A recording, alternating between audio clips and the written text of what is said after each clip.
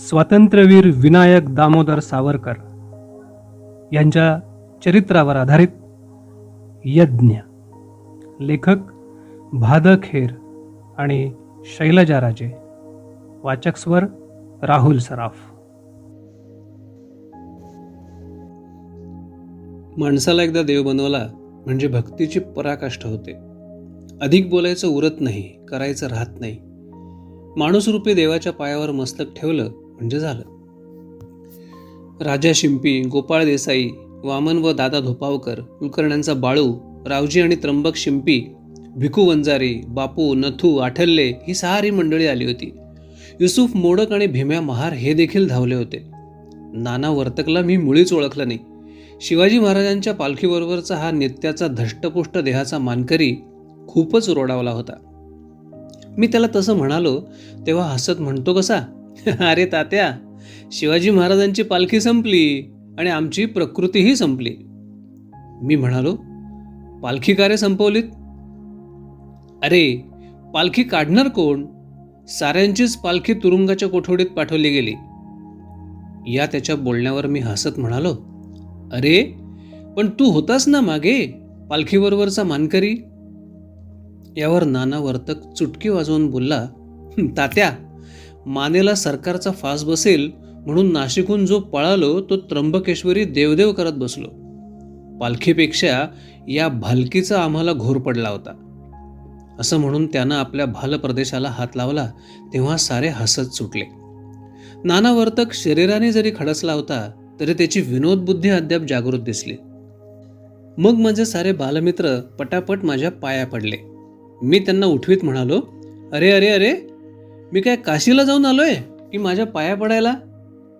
भीम्या मला म्हणाला, काशीच म्हणायला हवी. अंदमान हे आपलं स्वातंत्र्य तीर्थच नाही तर काय. देशभक्तांना तिथं जावंच लागतं, त्याशिवाय का मोक्ष मिळतो? पुन्हा आशा पिकला. एवढ्यात राजाराम शिंपी हळूच पुढे आला आणि पोथीसारखं बासन उलगडून म्हणाला, हा तात्या आपला देव नाही तर काय. हे बघा काय आहे ते. साऱ्यांनी वाकून बघितलं. त्या बासनात 2 फळ्यांच्या मध्ये पोथीसारखा माझा फोटो ठेवलेला होता. त्या फोटोला गंधफूल वाहिलेलं होतं. हे दृश्य पाहून साऱ्यांनाच भडभडून आलं. वातावरण काहीसं गंभीर झालेलं पाहून मी म्हणालो, अरे वा, मला माझ्या लहानपणीचा फोटो हवाच होता.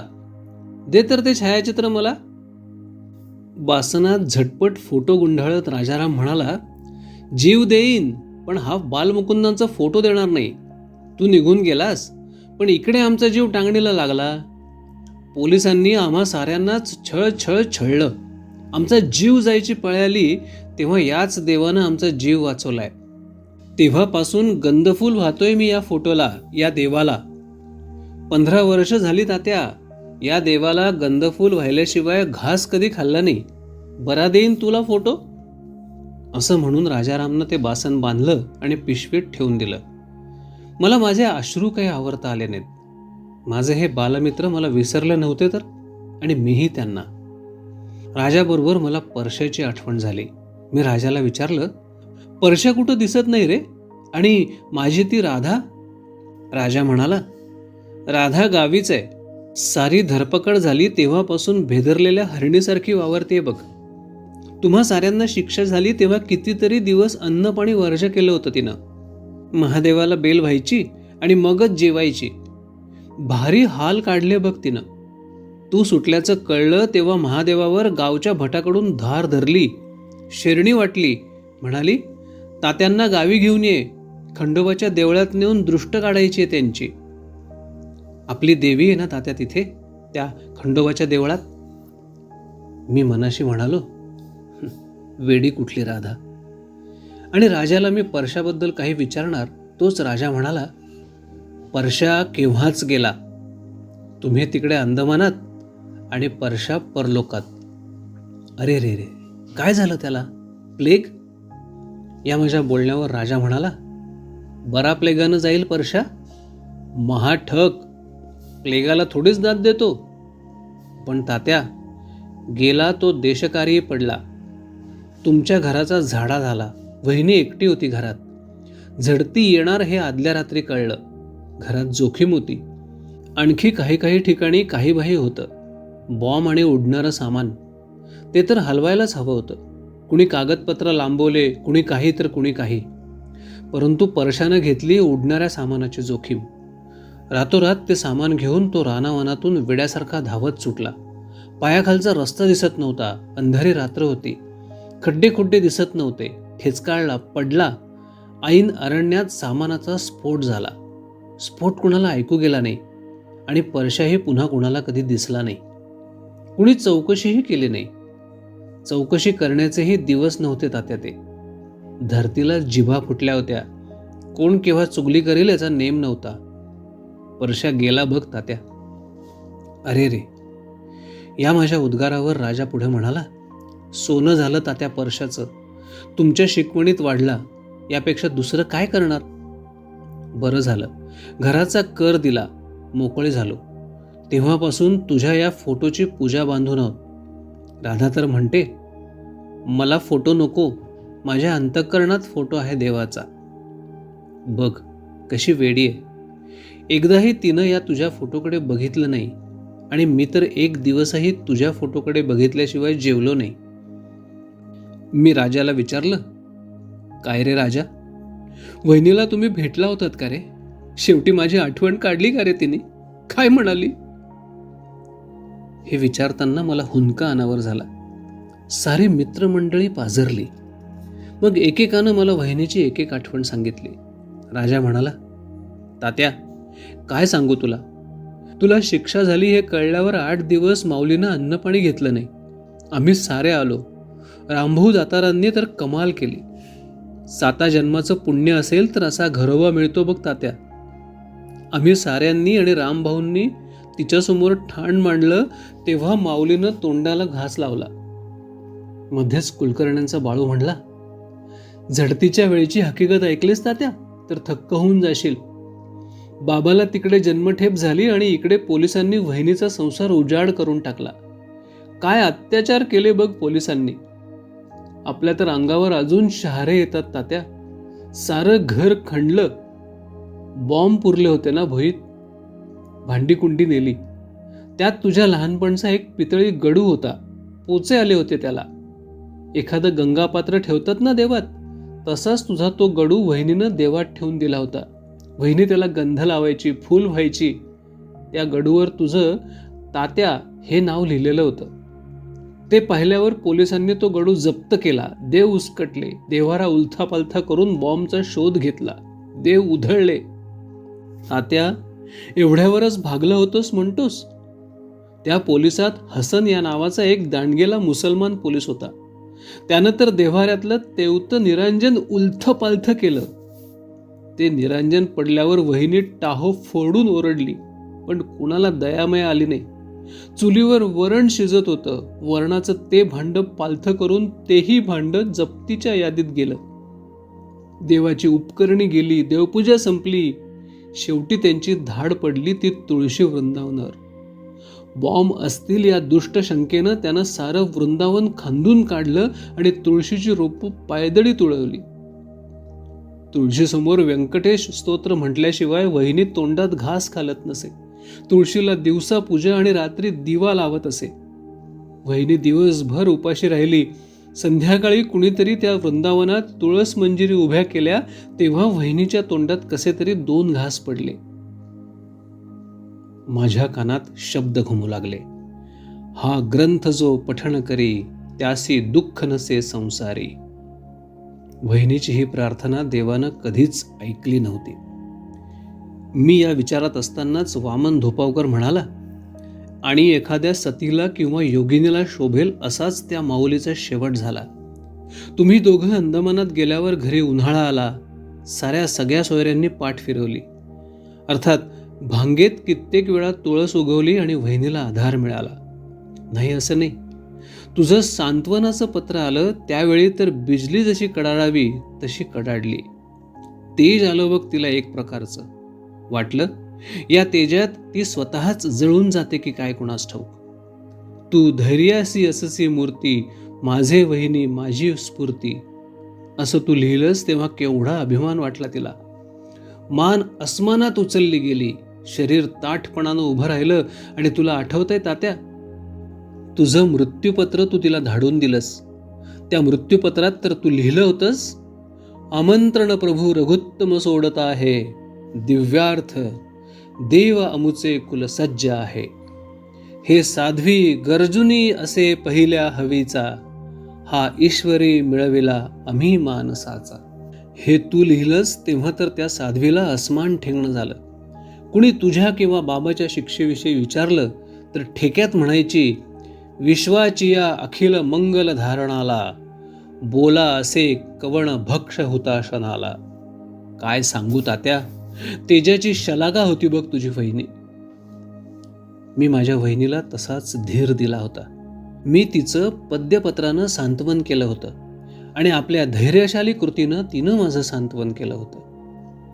महत्कार्याचे कंकण धरिले, आता महत्तमत्व पाहिजे बाणले, ऐसे वर्तन पाहिजे केले, की जे पसंत पडेल संतांना. आपल्या तेजस्वी त्यागमय जीवनाची ज्योत विसताना माझ्या वहिनीनं अशीच धीरोदात्त वृत्ती राखली असेल याविषयी मला कसलीच शंका नव्हती. त्याचवेळी दादा धोपावकर मला सांगत होता, अखेरीस तर तिला तेजच चढलं होतं. दिवा मालवताना मोठा होत होता. बाबाच्या दर्शनासाठी ती तळमळली होती. सरकारात पुन्हा पुन्हा विनंती अर्ज केले होते, पण सरकारचं अंतःकरण द्रवलं नव्हतं. सती साधुत्वाचं मिलन दुष्टांना रुचतं थोडंच. पतिविरहात दैन्य, दुःख, लोकनिंदा, हेटाळणी सहन करता करता बिचारी मनानं खंगली. त्याहूनही शरीरानं पिचली. मनानं धीर तरी कुठवर धरावा. साऱ्या आशा करपून गेल्या, जळून गेल्या. आशांची राख रांगोळी झाली. त्या रक्षेवरून तिचं भकास जीवन भटकू लागलं.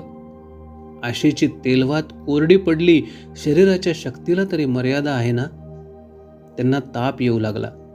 आयुष्याची घटका भरत चालली. नेत्र अंधमानाच्या तीराला लागले होते. पुढे पुढे ते नेत्र अंतर्मुख झाले आणि अंतःकरणातील पतिदेवाचं दर्शन घेऊ लागले. अखेरच्या क्षणी तर मन फारच तडफडू लागलं. मृतप्राय पक्षानं पंखांची असहाय्य फडफड करावी त्याप्रमाणे मनाचे पंख फडफडू लागले. दृष्टी झाकाळली, शक्ती क्षीण झाली. एके दिवशी दुपारच्या वेळी कंठाशी गेलेल्या आवाजात वहिनी म्हणाली, हात बुंडे आहेत, चुडे बरा. चुडे आणले, पण ते परदेशी होते. सावरकर वंशातील साध्वींना त्या विलायती चुड्याचा स्पर्श सहन कसा होईल. मग ती म्हणाली, तुळस आणा. तुळस आणली. 2 मंजिऱ्या 2 हातात गुंडाळण्याची खूण केली. तुळस मंजिरीचे चुडे भरून सती सिद्ध झाली सरणावर चढायला.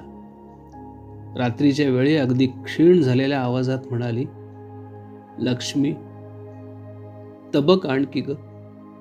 खण आहे ना तबकात? तुळशी आहेतच. अगं, तिनं तर मला हे आहेव लेणं दिलंय. आता मला काही नको, काही नको. अगं, पण निरांजन नको का? ओवाळायचंय त्यांना. आण आण आण निरांजन. तिच्या तोंडातला शब्द पुरा न होताच निरांजनाची वात विजली तात्या. मग दादाचे नेत्र भरून आले. कंठ दाटून आला. दादाला पुढे बोलवेना. बोलायचंच काय उरलं होतं. माझी वहिनी सती गेली होती बाबाच्या जिवंत सरणाबरोबर.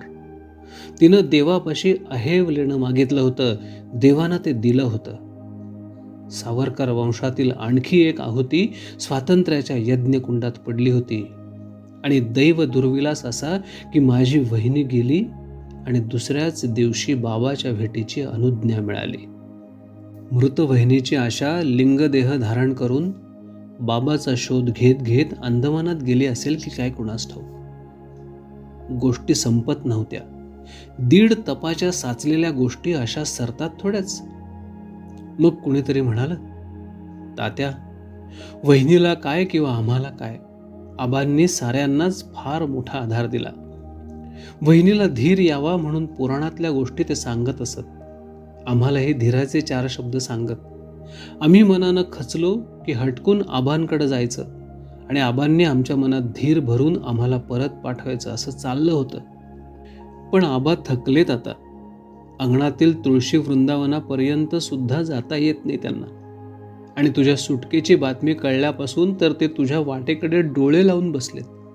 म्हणतात की एकदा तात्याला पाहायचंय आणि मग डोळे मिटायचे. पण तात्या, तुला कसं जाता येणार नाशिकला? मी रत्नागिरीला स्थानबद्ध होतो. नाशिकला जाऊन आबांची भेट घेणं शक्यच नव्हतं. परंतु रत्नागिरीला प्लेग सुरू झाला आणि या शापातूनच मला आबांच्या भेटीचं वरदान मिळालं. नाशिकला जायचं ठरल्यापासून आबांची ती पांगळी पण उत्साही मूर्ती मला दिसू लागली. दातारांच्या घरासमोरील अंगणात तुळशी वृंदावनाला टेकून बसलेले आबा मला मनोमने भेटू लागले. सारा दिवस मला माईकडे नुसतं बघताही आलं नव्हतं. लोक येत होते, जात होते. जेवताना मित्रमंडळी पंक्तीला होती. मी युसुफकडे बघून हसून विचारलं, तुला येतो का रे तो श्लोक? बुडाला औरंग्या पापी. मला अडवून युसुफ म्हणाला, येतो तर. बुडाला औरंग्या पापी, मत्स्यधर्म बुडाला, उदंड झाले पाणी, स्नान संध्या करावया. ठीक आहे ना? म्लेंछ या शब्दाचा उच्चार त्यानं पुन्हा मत्स्य असाच केला. सारे मित्र हसू लागले. मी त्याला विचारलं, तू अजून मोहन मोडकच राहिलायस ना, का पुन्हा युसुफ झालास? यावर तो मनसोक्त हसला. तेव्हा गोपाळ देसाई म्हणाला, याची शेंडी त्याच्या मामूनं धरली आणि उपटून टाकली, म्हणून पुन्हा तो युसुफ झालाय. आता तू परत आलायस, करून टाकू त्याला मोहन मोडक. पुन्हा हाशा पिकला. त्यानंतर वहिनीच्या लग्नातल्या आठवणी निघाल्या. आमच्या मित्रांच्या आरड्याओरड्यानं वहिनी गोंधळली, घाबरून गेली. तिच्या हातून लाडवांचं पातेलं पडलं आणि लाडू साऱ्या पंक्तीभर उधळले. मी एकदम म्हणालो होतो, लाडवांचा पाऊस पडलाय गारांसारखा. आता आपापल्या पानाजवळचे लाडू ओढा आपापल्या पानात. आपण लाडू खावेत अशीच आमच्या वहिनीची इच्छा आहे बरं का. मुलं हसली होती आणि पंगत उठली होती. मी म्हणालो, काय रे भीम्या, तुला आठवतं? जेवणानंतर पान खाताना मी शिष्टासारखं नानाराव फडक्यांना म्हटलं होतं, जेवणं चांगली झालीत हं. आठवतो का माझा शिष्टपणा? पुन्हा खसखस पिकली. भीम्या म्हणाला, तात्या, आजचं जेवण सुद्धा मोठं चांगलं झालंय हं. त्याच वेळी माई वाढायला आली. तिची लाजून लाजून पुरेवाट झाली. रात्रीही बऱ्याच गप्पा गोष्टी झाल्या. 12 वाजून गेल्यावर माई मला भेटली. माझं राजकारण हे नेहमीच माईच्या वाटेत सवतीसारखं उभं असायचं. परंतु तिनं कधी सवती मत्सर केला नाही. तिच्या वाट्याला मी फारसा कधी आलो नाही, पण तिनं कधी तक्रार केली नाही.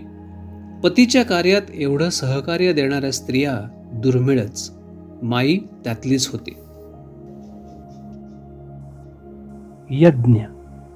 लेखक भादखेर आणि शैलजा राजे. वाचक स्वर राहुल सराफ.